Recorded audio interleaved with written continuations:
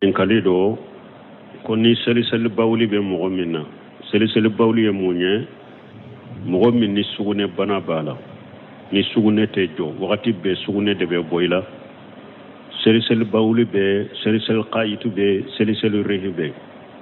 abana kutalama be afinye bilalama be bodone ke ba ko nim bana sugu be mogo mununa islamiya sariya no yake salli wakati ni salli wakati donna ika salli jita ni salli jita fokata o salli kaba pew fingo fembe bo ela sobela tika salli jitiya donc nin ko de ko o seli bawli de balela ko fajiri wakati ko ale tumami salatu borade salli jita karakata fajiri salla ka sokono abole ka sokono kana misirila do borala sana kase misiri la ube chogori foita ka saligila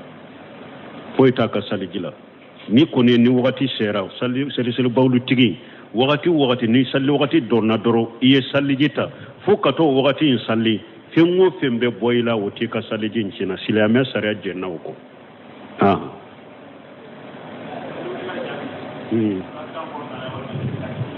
o salli wala jabili ibi kam korota nay ubi bi kam majigina iba fu daju korode no seminu della kanyin kanni naka kitabu wore kono o kitabu ye ko fatawa alal tariq o yanyin ka kono ko salli wala jabili kambe korta de ubi ba fu daju koro akolle siri la fiongo fenye jikru de ni duawu iba fu daju korode fo ni delila nana fo ikamim bange donc ko dobe u ka salli wala jabi bange ko parce que ba me e yerela ibe salli wala jabi donc do ndu yewa yilla dege olaw fana ba abange kenema ko ay neta ne ba kere li talim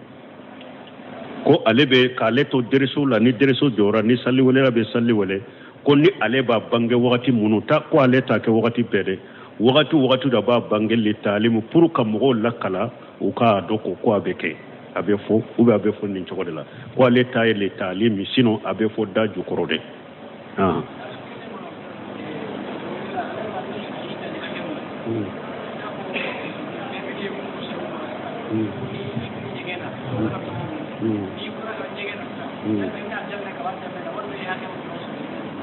ko min fora sarula sa ko bunu seminu ko ni be nyegena ikana jabi mais ni bora ika jabi bo ko ni bora allaba ibode fo ube ye salli wala suraba ke ka yoro min fo ewa iba damina yoro de la ayiba ta fo ko fede na ya sore bora ya soro salli wala banna pew iba ta ko fede ka sagu ula ko fede ka ta fo salli wala damina de kana fo abanyoro ka duwa nunu fo bonni ya soro fona e bora nyegena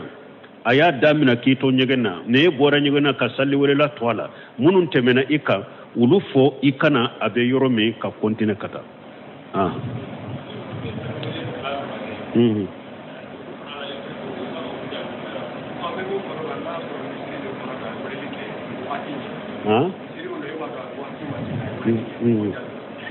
bo ko yala ninye nyinin kalifula sisa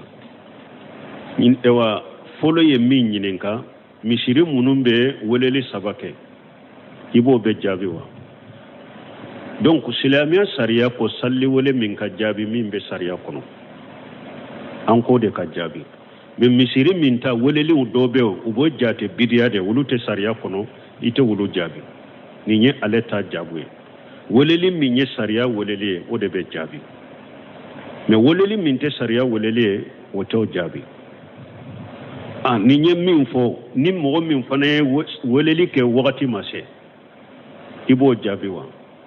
a jabili be kede nu tusuru jabili weleli min kera ni wakati mase o weleli fana te jato atigi yere kanka saga kan ni wakati donna ni mo min ye salli wele kasoro wakati mado ni qataw de yasuru be nyinande yasuru ni salli wakati sera kanka sagi weleli ngade wala anko weleli munum be jabi munum be silamiya sariya kono weleli de kodo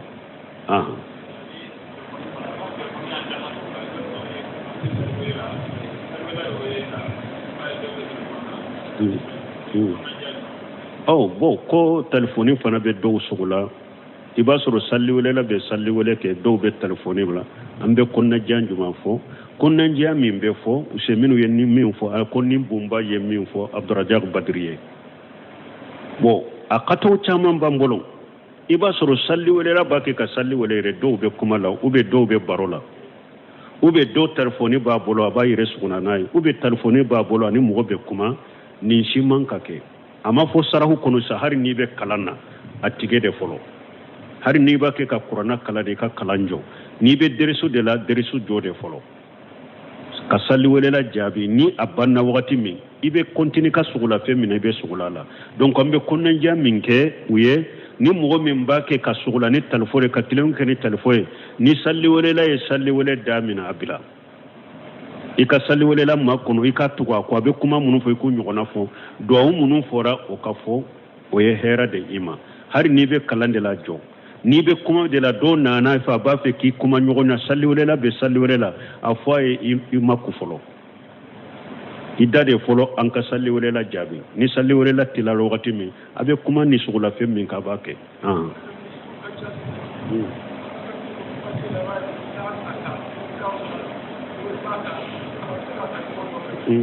bon an y'o fɔ sarahu kɔnɔ sisan n'a y'a sɔrɔ u b'a kɛ k'a fɔ ɲɔgɔn fɛ dɛ min fɔlɔ y'a daminɛ n'i y'o jaabili daminɛ i wasa dɔw la mais n'a y'a sɔrɔ u b'a kɛ k'a fɔ ɲɔgɔn kɔfɛ dɛ nin y'a fɔ e y'a jaabi a ye taa banne dɔrɔn i tilo bɛ dɔ t'a la a fana y'a daminɛ i b'o jaabi bulu sɛmini ko i bɛ hɛrɛ de la a ko dɔw ko i ye kelen min jaabi o ye wasa ko dɔw ko ni sallira maana e sallira salli ka hari ka salli kɔfɛ i tilo bɛ dɔw ka wale kama a ko dɔw ko i kana nin de jaabi mais hari o yɛrɛ ale ko i k'o jaabi i bɛ hɛrɛ de la jikiriw de don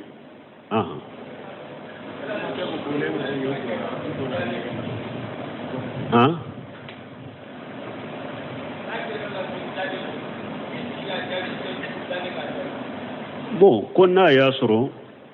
ewa i dalen de do i bɛ wuli ka sigi la e bɛ cogo cogo i bɛ salli wele la jaabi وإذا قرأتم الصلاة فاذكروا الله قياما وقعودا وعلى جنوبكم هذا ما دم بتشوكو تشوكو بيلا فوسما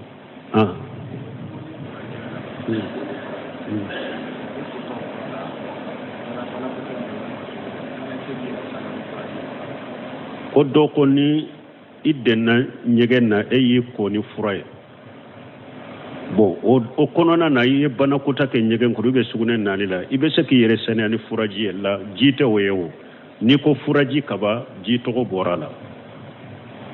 o te jiye na be se ki sene atugune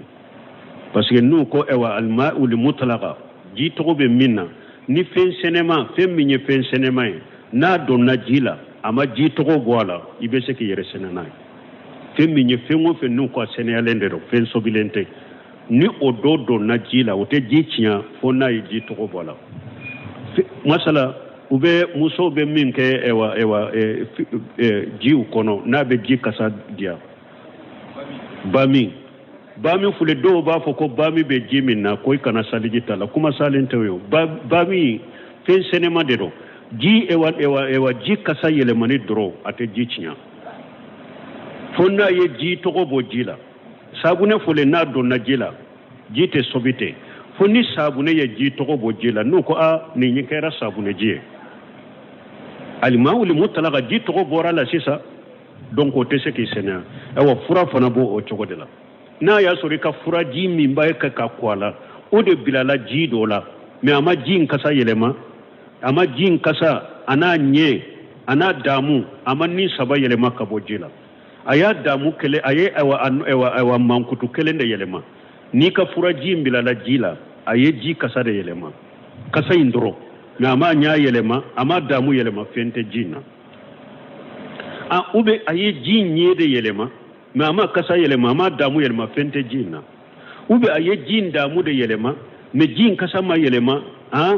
anonia ma yelema fente jina senalendo me ni fen seneman do na jila aye ni mankutu saba mina jila kaba kasa yelema na ewa nye yelema na damu yelema na togo bora la ko furun ni nana ma ba fo furaji ji togo bora la o ji te se yere sena noy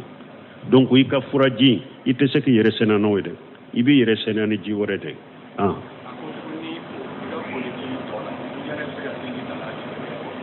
ko ka koliji to ibe se ka saliji tala ki to nyegen kono sosoli nana ninna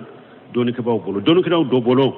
ko ni yere sene yani jiminye ko ato ko ite se ka saliji tala mi o fana te kuma salenye o ko e wacide amba maimunata adella kakko jila nyegena ato cide ko rala ani cide namba setu tumbe ko minan kelen kono famba setu ko wakati dola ko jibe doya ko alebo ko cide man nintonne donc ka fo ni mogo ya bolo do jila ube ni mogo ya yere senia jila o jito ko etese ka yere senana ube ko ni muso ya yere senia jimina kora jimina aka ko lijito ube muso ka salijito etese ka salijita la nunute kuma salenye e yere do i kora jimina to ibe se ka salijita la mogo wore kora jimina wa to ibe se ka salijita la o de kuma salenye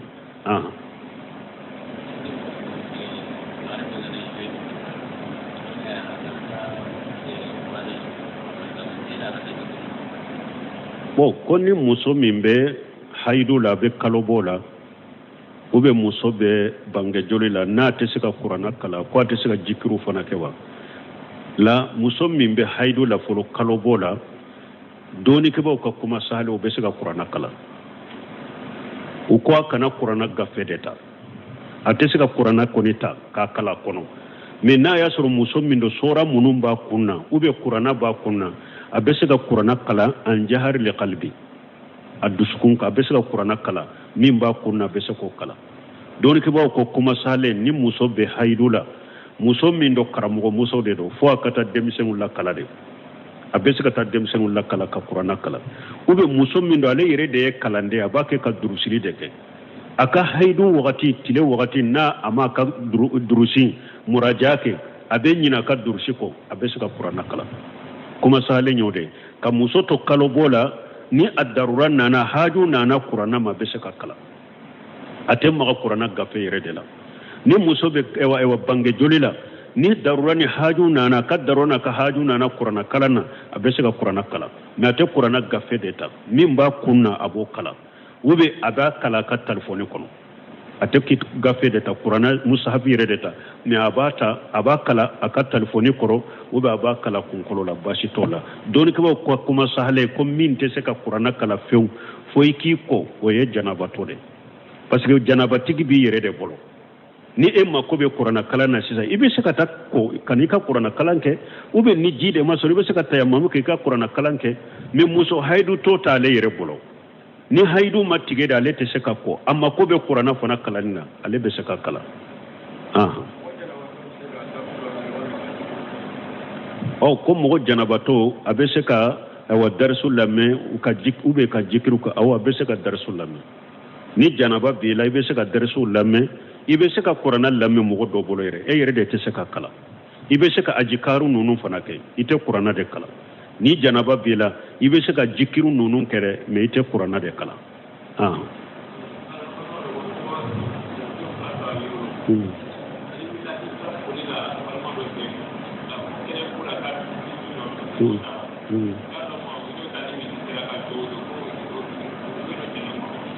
bon ko ewa ko beti balima do fo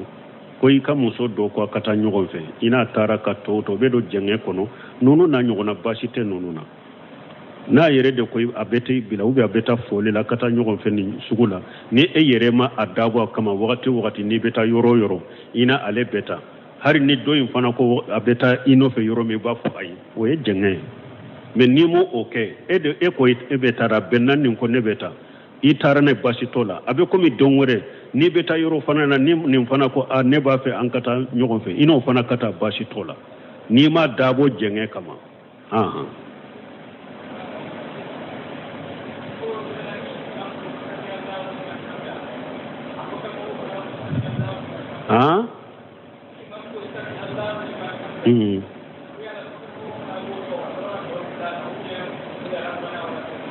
bo konni almami ko sami Allahu liman hamidahu yala ko fe mo fana be sami Allahu liman hamidahu la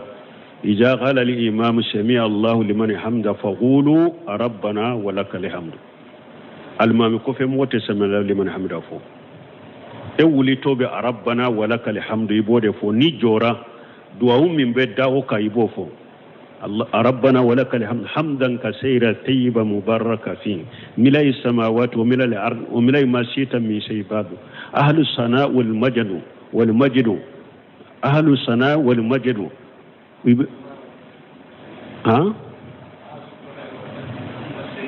أهل الثناء والمجد كتال لبنا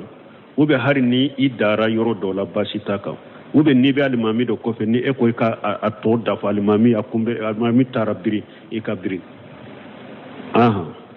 mana alimami kofe mo ete semala liman hamidafu eni rabbana walakal hamdu ino de be wuli ni jora hamdan kaseera teba mubaraka fihi katalaba wa alaikum salam angana jinaba nyankani anga salijin mutu jogandia ko ni be janaba ko be saliji tawa janaba ko la nya fu ya sinya doli anko chogo fula de be janaba kola janaba koli do ni donna nyega na kanga ni ay bisukuna dro janaba koli ngani ay bisukuna jiki far kuro besoro janaba kora me ni ba fe kata salli jido ida kono kamuri kabo ika jidi nun kono kabo janaba kora me ni mo min ko ibe ewa wajibi na sunna la ma fanake ibe salli jita len ko fe o le be janaba ko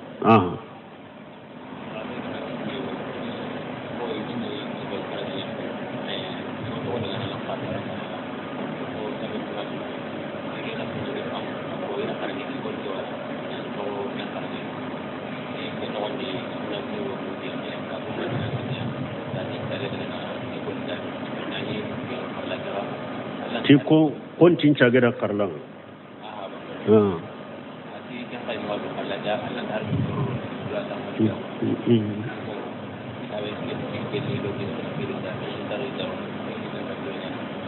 bo ko ewa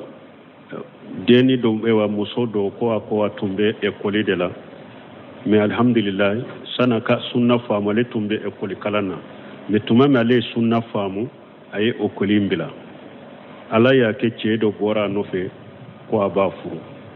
ko ale fa ko ale ta di ceima ko aka continue aka ekoli kalana ko ekoli fana lebeta yuro mi fana harite seka misoro bi kunna ko ale te seka takala nyoro la ko fa ko depuis ni sunnata donc sisa ite ne ka kuma me ibenne dogo ya depuis ni sunnata ite ne kuma me tuguni ko ale ben ke chogodi bo ibe min kay be cinya de ka ambe ala de delin ko mi bisemunu be min fo ambe konnan jamin di bange bagaw ni dem faw ni dem baw madro ka siralani hada made amadda ni jinya kama koy o ma khalaqatul jinna wal insa illa liya'budun jinna ni hada made madda kana foy kama jinya kono fo ala kanya maryanka bato mo kana ni na kunko koy aw mana jinya ni la koy anna ana kana jiyan kono bato de kama ni ye den soro den min nyesi alama e kanka Allah tanude rabbana hab lana min azwajina wa dhurriyyatina qurrata ayun alaka jonyumo uluka do ibadur rahman alaka jonyumo yire ka do yemunya ala ikan garjage dewna ni muso munum mumba nyesuma na nyabula be e ala bato ne ka chokorwa tumbe ni mfonye waya suru mado hari tawsirula ako qurata ainu ndemmi aye batima chamanjo demmi na folo chaman babolo ako qurata ainu teyode ako qurata ainu yede yinyabi demmi na bake kala boto nyana de ala batola ako ninde qurata ainu fondo na tawsirula kana tawsiri damina nyasoro tawsiri kala bodefo donc ibadur rahmanu ka do yede e yo soro e yedden soro aya nyesi sunna maka nyesi alama e babila ala sosune ala kuta munu manna ma so yo ke danga de nyai balaw be ni boa ambe ala dele ala kala nyi seranye de bila anu dusukun kono ka hakili nyuman duma donc ninte danga de nyai ni ekoli kana sagi katama hari an kam madrasa munu nye dina kala nyoro yo ni cew ni muso be nyagambe sila doni ko ko yere haramu ye folo hari an ka dina kala nyoro nyagambe min be haramu do janko ekoli qur'anate kala ye hadisate kala ala kote foye bali kontere yere ba foyi ma yere de kala te yere de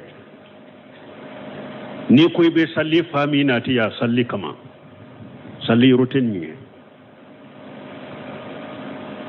fengo fenni e koni ba ke dina ko re jamana mo chama illa marhim rabbi jamana ya kire ko ni dina kasa de bola qur'ana ka adabu kasa de bola hadisa ka adabu kasa de bola jamana mo chama ma foyi ko bo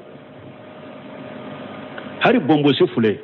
abilade ni mo minyi ka bombo sibula ni sufiya sirai ka bombo sibula ni arstamaniya sirai mo site fen fiye mais ni bombo sibila ko sunna de kelebe taki sagare balu be nimbo jamana kono muso ka hijabu do ka donkili tenai fente foi mais e ka hijabu do ko sariya de konkado kele wulila inofe balu be nimbo jamana kono donc ninte danga de nyaade kana sagi kata kala nyoro ina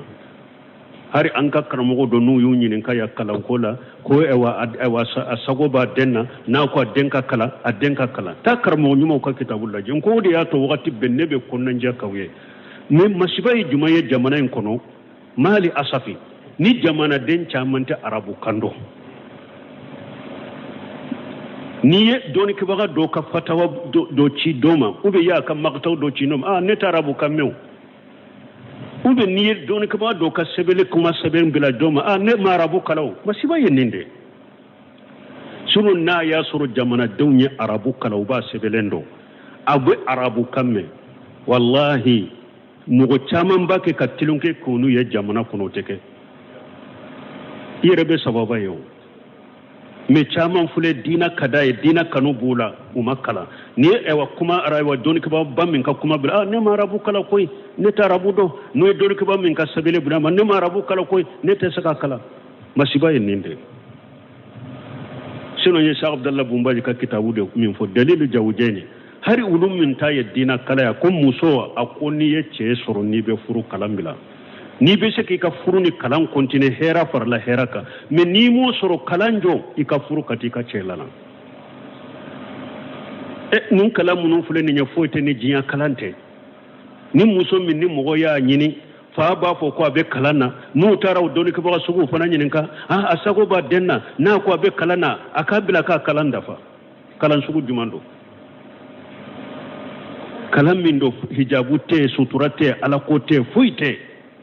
ini wali ce ba kelena kaman ni kama e doni ke bagato ibi dambe kata sunna ma hari bi ebe mugol la su ko aka to kalandela ayi mugo soro min ba furu kata bila sokono la hawla wala quwwata illa billah donc ni école kana continue la de yi ka dina famu bo école na dina kala umbe yoromi musola kala umbe yoromi ikata dina kala kana sage kata école na de har école munum be kala ni beta nyagambi munum be hijabu te do ku e ku lankolo bisoro te do haramu yo yere fola te be islamia sarala donc ni enani yi dina famu ibora wala chemi nyinyi ni furula ni togo ya bala ibe mo woro bila yi fama ka deli ka furu chema ka furu katika chela kuno ni ma furu kata e fana amaso ki dama école ko ni kana sagi kata ka dina nyanyi ni ki ka batoke danga de ya towe la ta'ata li maghlughi fi ma shatil ghalil سبحانك اللهم ربنا بحمدك اشهد ان لا اله الا انت استغفرك واتوب اليك نين كاليدو كوني سلسل باولي be mo minna sel bawli e munye mo min ni sugune bana bala ni sugune te jo wakati be sugune de be boyla sel bawli be sel qaitu be sel rihibe abana kutalama be afinye bilalama be bo don ke ko nim bana sugu be mo mununa islamia sariya nogoya ke salli wakati ni salli wakati donna ika salli jita ni salli jita fokata o salli kaba pew fingo fembe bo ela sobela tika salli jitiya donc nin ko de ko o sel bawli de balela ko fajiri wakati ko ale tumami salatu borade salli jita karakata fajiri salla ka sokono abole ka sokono kana misirila do borala sana kase misirila ube chodi foita ka salijila ni kone ni wakati sera sel bawlu tigi wakati ni salli wakati dorna doro iye salijita fokato wakati salli fengo fembe boyla wuti ka salijin china silame sare jenna uko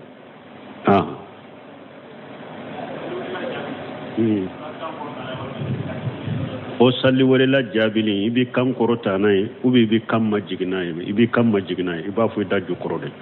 nuseminu delila ka ɲininka nin na ka kitabu wɛrɛ kɔnɔ o kitabu ye ko fatawa alal tariq o y'a ɲininka kɔnɔ ko salli wale la jaabili kan bɛ kɔrɔta de ou bien i b'a fɔ i da jukɔrɔ a ko lesiri la fɛn o fɛn ye jikiru de ani duwawu i b'a fɔ i da jukɔrɔ de fo ni delila nana fo i ka min bange donc ko dɔw bɛ u ka salli wale jaabi bange ko parce que u b'a mɛn e yɛrɛ la i bɛ salli wale jaabi donc dɔw ye wa y'i ladege o la o fana b'a a bange kɛnɛma ko ayi ne ta ne b'a kɛ de li taalim ko ale bɛ k'ale to deriso la ni deriso jɔra ni salli wale la bɛ salli wale ko ni ale b'a bange wagati minnu ta ko ale t'a kɛ wagati bɛɛ dɛ wagati da b'a bange li taalim pour ka mɔgɔw lakala u k'a dɔn ko a bɛ kɛ a bɛ fɔ ou bien a bɛ fɔ nin cogo de la ko ale ta ye li taalim sinon a bɛ fɔ da jukɔrɔ de